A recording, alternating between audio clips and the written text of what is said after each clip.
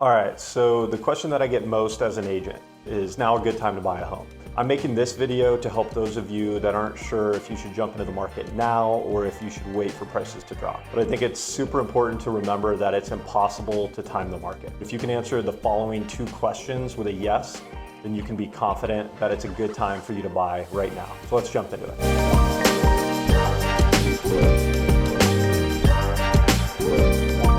Question number one, can you live in the home for the next 5 to 7 years? So if we look back at the Bay Area home price trends over the last 60 years, as long as you've held onto your home for about 5 to 7 years, it's appreciated in value. So if you can be comfortable living in the home for that amount of time, you're very likely going to see a positive return on your investment. Of course, you don't have to live in the home that long.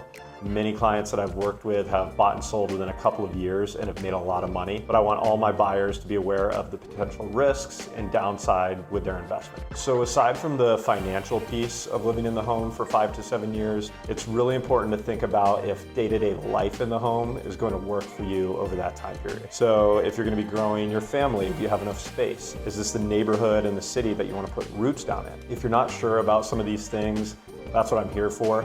I've lived in the Bay Area for 25 years and have sold homes in 12 different cities. So I can help you with the pros and cons of whatever neighborhood or cities that you're considering. Question number two, can you afford the monthly payment right now? So interest rates are a huge driver of what your monthly payment will be, and it's why we saw home prices soar last year when interest rates dropped to all-time lows. And while interest rates are definitely higher than they were last year, they're at very reasonable levels compared to the last 40 years. You can't time interest rates just like you can't time the market.